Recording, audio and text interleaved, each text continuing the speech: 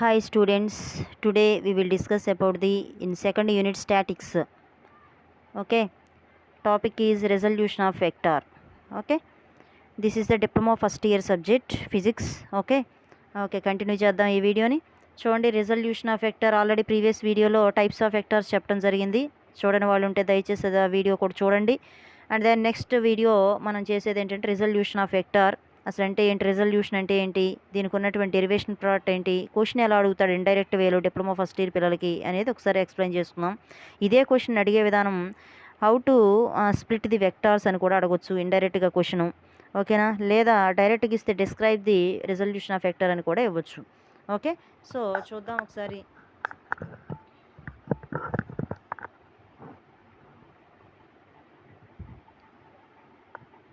Resolution of vector. First, the parallelogram law triangle law gives the method of combining two vectors. Parallelogram law triangle law అయితే ఎలా ఉంటుందంటే రెండు vectors తీసుకుంటే మూడోది మనం కంబైన్ చేయాలి. ఇది ట్రయాంగిల్ లా కానీ పారలోగ్రామ్ లా కానీ మనం అప్లై చేసే విధానం. బట్ ఇక్కడ అట్లా కాదు. సింగిల్ వెక్టార్ తీసుకుని ఇక్కడ ఒక వెక్టార్ తీసుకుంటే సింగిల్ వెక్టార్ ఒక వెక్టార్ మనం తీసుకుంది ఇది వెక్టార్ నోటేషన్ అంటే యారో మార్క్ పెట్టమని చెప్పాం కదా ఫస్ట్ వీడియోలో. సో ఇలా వెక్టార్ తీసుకుంటే ఈ వెక్టార్ అనేది రెండుగా స్ప్లిట్ అయిపోతుందంట, రెండుగా స్ప్లిట్ చేస్తుంది. ఇలా స్ప్లిట్ చేయటాన్ని ఒక సింగిల్ వెక్టార్ రెండుగా స్ప్లిట్ అవటాన్ని స్ప్లిట్టింగ్ ఆఫ్ వెక్టార్స్ని మనం రెజల్యూషన్ ఆఫ్ వెక్టార్ అంటారు. ఓకే, సరే చూద్దాం. ఇక్కడ combining of two vectors into a single vector in the converse way split or resolve in single vector into two parts. మనం ఇందా చెప్పాం కదా, అదే విధంగా చెప్పాడు. ఓకే, అక్కడైతేనేమో రెండు వెక్టార్స్ని తీసుకుని కంబైన్ చేస్తే ఒక వెక్టార్ సింగిల్ వెక్టార్ వచ్చింది. బట్ ఏ రెజల్యూషన్ ఆఫ్ వెక్టార్లో అయితే ఒక వెక్టార్ తీసుకుని దాన్ని డివైడ్ చేస్తే వచ్చేది టూ వెక్టార్స్ అంట. So the process of splitting of vector is called a resolution of vector. So ఈ యొక్క స్ప్లిట్టింగ్ ఆఫ్ వెక్టార్ అనేటువంటి ప్రాసెస్ని రెజల్యూషన్ ఆఫ్ వెక్టార్ అంటాం. So the parts obtained after resolution are known as components of the given vector. ఏమేమైతే పార్ట్గా divide అవుతున్నాయో ఆ కాంపోనెంట్స్ని వాటి యొక్క ఇవ్వబడినటువంటి వెక్టార్కి వాటి యొక్క కాంపోనెంట్స్ అని చెప్పి చెప్పొచ్చు. It is a convenient to resolve A vector into A two components.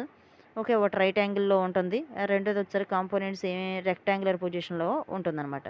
But మనకి ఇదంతా అవసరం లేదు. చదివేటప్పుడు దయచేసి డిప్లొమా ఫస్ట్ ఇయర్ పిల్లలు ఈ యొక్క లైన్ పైన రెజల్యూషన్ ఆఫ్ వెక్టార్ అంటే ఏంటో ఈ డెఫినేషన్ ఈ యొక్క లైన్ రాసేసి దీనికి వచ్చేసేయండి. ఓకేనా, ఈ మ్యాటర్ అంతా అవసరం లేదు. సరే, ఫస్ట్ది ఏంటి, దీన్ని ఎలా స్ప్లిట్ చేద్దాం. Scalar components of a vector, ఒక సైడింగ్. Consider a point P in the XY plane. P అనేది ఎక్కడుంది, ఎక్స్వై ప్లేన్లో ఉందంట. Of a rectangular coordinate system. ఇది రెక్టాంగులర్ షేప్లోనే ఉంది కదా, coordinate system whose origin point is O. Then OP bar is the position vector of a point P.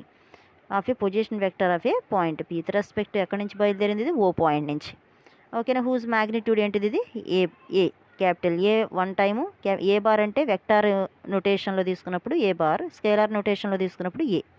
So draw a perpendicular PM and PM అనేటువంటిది PN అనేటువంటి రెండు perpendiculars అనేవి draw చేసాం XY ప్లేన్కి, ఒకటి ఎక్స్వై మీదకి ఒకటేం వై ప్లేన్ మీదకి respectively. The coordinates coordinates P అనేటువంటి point దగ్గర ఏమేమి తీసుకున్నాం, ఏఎక్స్ కామా ఏవై అనేటువంటి కోఆర్డినేట్స్ తీసుకున్నాం. దెన్ ఓఎం అండ్ ఓఎం అంటే ఏం తీసుకున్నాం ఇక్కడ, ఏఎక్స్. ఓఎన్ అంటే ఏవై, అయ్యే చెప్తున్నాడు ఇక్కడ. Here AX AY are called scalar. AX comma AY అనేటి ఏంటి, A components, scalar components. Here AX and AY are the scalar.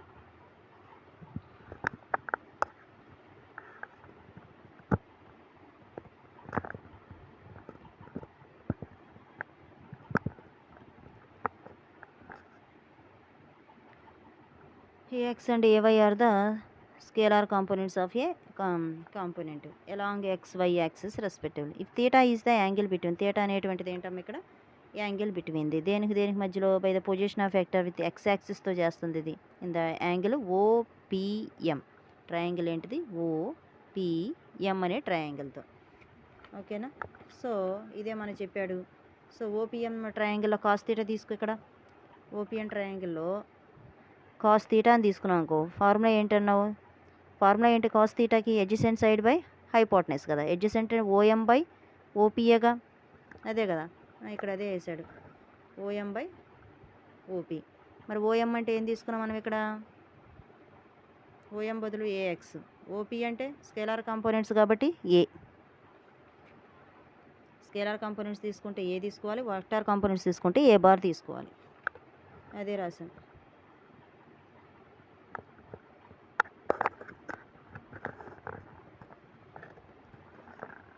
ఓకేనా. సో ఏఎక్స్ బై ఏ. ఇప్పుడు ఏఎక్స్ ఈజ్ ఈక్వల్ టు ఏమైంది, ఈ క్రాస్ మల్టిప్లై చేస్తే A cos theta. Scalar components of vector A bar along X axis is AX is equal to A cos theta. ఓకేనా. ఇప్పుడు sine theta కావాలి, ఇదే triangle నుంచి sine theta. Sine theta కావాలని చెప్పొచ్చుగా. చూడు, సైన్ తీటా అంటే ఫార్ములా ఏంటి మనకి, మనకి ఆపోజిట్ సైడ్ బై హైపోటనెస్. అవునా. సో అంటే పిఎం డివైడెడ్ బై ఓపీఏగా. పిఎం డివైడెడ్ బై అంటే ఏవైఏగా. దీని ఎదురు ఇటు ఏవై తీసుకున్నామంటే దీని ఆపోజిట్ సైడ్ కూడా ఏవైఏగా దాని అర్థం. ఏవై డివైడెడ్ బై ఏనేగా. అవునా కదా. హైపోటనెస్ అంటే ఏ కదా, అదే రాశాడు అక్కడ, ఏ వైడెడ్ బై ఏ. అండ్ దాన్ని ఎక్కడి నుంచి sine theta, AY is equal cross multiply చేస్తే A sine theta. So scalar components of A bar along Y axis అయితే ఏ సైన్ తీటా. ఓకే. రెండోది vector components of vector A bar from the figure. OM అంటే AX అని మనకు తెలుసు, OM అంటే AX అని తెలుసు, ఓఎన్ అంటే ఏవై అని తెలుసు. అలాగే ఓఎన్ ఏవై అయితే పిఎం కూడా ఏంటి ఏవైఏగా. అలాగే ఎన్పి కూడా, ఎన్పి అంటే ఎంత, దీని ఆపోజిట్ సైడే కదా, ఏఎక్స్ దీనికి కూడా వర్తించదుగా. Okay.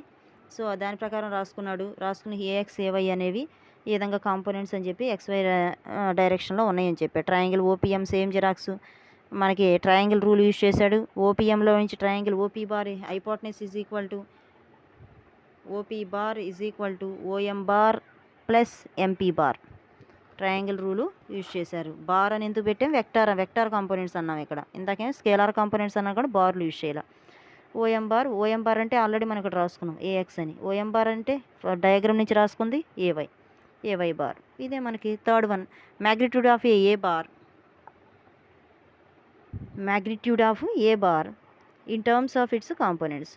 The magnitude of A bar is the shortest distance between the 2 points. దేనికి ఈ ఉంది కదా, ఓకి పీకి మధ్య ఈ షార్టెస్ట్ డిస్టెన్స్ అనేది మనం క్యాలిక్యులేట్ చేయాలి. పీకి పాయింట్స్ ఏంటి, ఏఎక్స్ కామా ఏవై. మరి ఓకి ఆరిజిన్ పాయింట్స్ ఏంటి, 0, 0.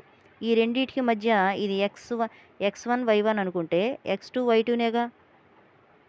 x1 y1 అనుకుంటే x2 y2 ఓపీ అంటే ముందు ఇది తీసుకుంటాం, x1 y1 x2 y2. x2 minus x1 whole square plus y2 minus y1 whole square according to mathematics formula. అంటే AX minus 0 whole square plus AY minus 0 whole square అనే కదా దాని అర్థం shortest distance అంటే. ఓకేనా. స్క్వేర్ రూట్లో మనకి ఏంటిది AX minus 0 whole square plus AY minus 0 whole square అంటే స్క్వేర్ రూట్ ఆఫ్, చూడండి ఇక్కడ అదే చెప్తాం డయాగ్రామ్ నుంచి. ఇది చూడు ఒకసారి, the magnitude of A bar is the shortest distance between the 2 points AX AY. O పాయింట్కి ఏమో 0, 0. మనం ఇదే మోడ్ ఓపీ బార్ అని పెట్టాం. స్క్వేర్ రూట్ ఆఫ్ ఇందాక మనం చెప్పాం కదా already, AX minus 0 whole square AY minus 0 whole square అని. సో అప్పుడు ఏఎక్స్ మైనస్ 0 అంటే AX whole square plus AY minus 0 అంటే AY whole square, square root of A అనేది కనిపెట్టేసాం ఏ ఎంత వచ్చేసిందో. అండ్ దెన్ నెక్స్ట్ ఇక్కడ చూడండి జాగ్రత్తగా, ఏ బార్ అంటే ఏంటి, ఎక్కడి నుంచి తెచ్చుకున్నాము, ఇక్కడ డయాగ్రామ్లో ఇచ్చిన వాటిని నేను నిదానంగా ఒక్కొక్కటి కనుక్కుంటున్నాం. ఏఎక్స్ కనుక్కున్నాం ఫస్ట్, అవునా కదా. ఏఎక్స్ కనుక్కున్నాం ట్రయాంగిల్ రూల్ యూజ్ చేసి. ఏఎక్స్ కామా ఏవై ఎంత వచ్చిందో కూడా కనుక్కున్నాం. ఏ సైన్ తీటా ఒకటేమో ఏ కాస్ తీటా వచ్చింది. తర్వాత మళ్ళీ డయాగ్రామ్లో ఏ బార్ కనుక్కున్నాం, AX bar plus AY bar అని. నెక్స్ట్ ఏం కనుక్కున్నాం, ఏ కనుక్కున్నాం. ఏ కనుక్కున్నాం. అదేనా వచ్చిన షార్టెస్ట్ డిస్టెన్స్ బిట్వీన్ దని. ఓకేనా. ఇప్పుడు మనం ఈ తీటా ఎంతో కనుక్కోవాలి. ఓకేనా. అదే చెప్తున్నాం. Triangle OPM is equal tan theta apply చేయాలి ఎప్పుడైనా డైరెక్షన్ అప్లై చేసేటప్పుడు. సో డైరెక్షన్ అని చెప్పినప్పుడు పిఎం బై ఓఎం.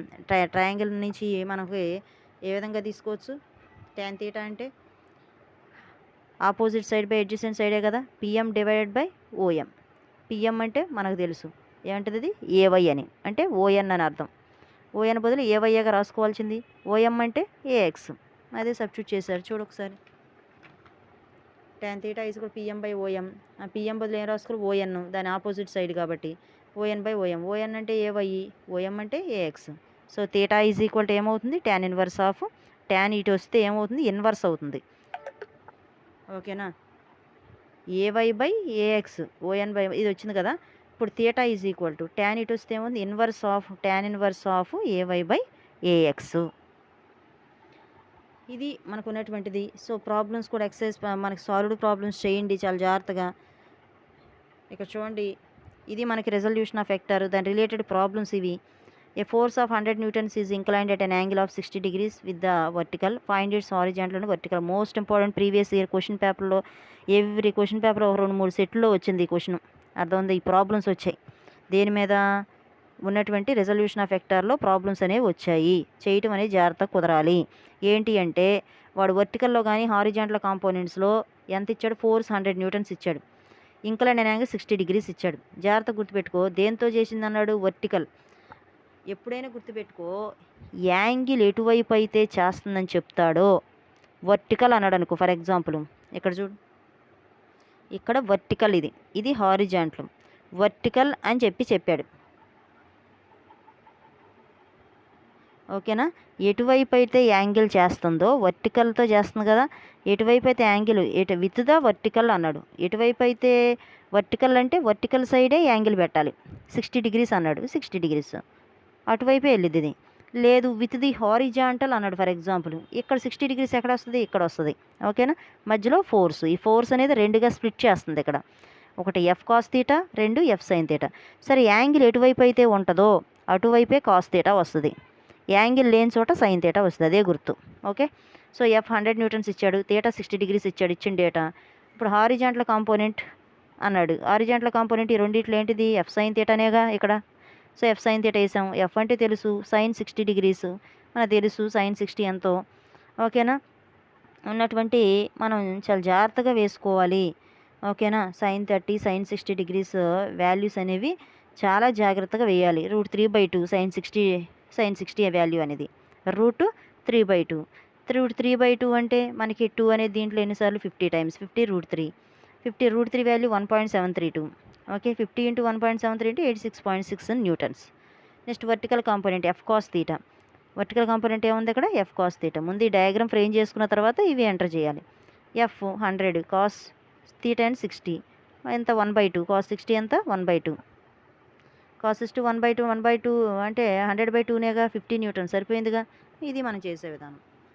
ఇది ఎక్సర్సైజ్ ప్రాబ్లం కాదు, ఓన్లీ సాల్వ్డ్ ప్రాబ్లం. ఆల్రెడీ చేసి ఉంది, టెక్స్ట్ బుక్లో మీకు చేసే ఉంటుంది. ఓకేనా, జాగ్రత్తగా చూడండి. బట్ ఒకటి మాత్రం ట్రిక్ ఉంది దీనికి, ఏమని, విత్ ది వర్టికల్ అంటే వర్టికల్తో 60 degrees అంటే ఇక్కడ యాంగిల్ పెట్టాలి. విత్ ది హారిజాంటల్ అన్నాడు అనుకో, 60 degrees ఎటు వస్తుంది, ఇటు వస్తుంది. 60 ఎటువైపు అయితే అంటే ఆ యాంగిల్ ఎటువైపు అయితే పెడతావో అదే కాస్ తీటా ఇది.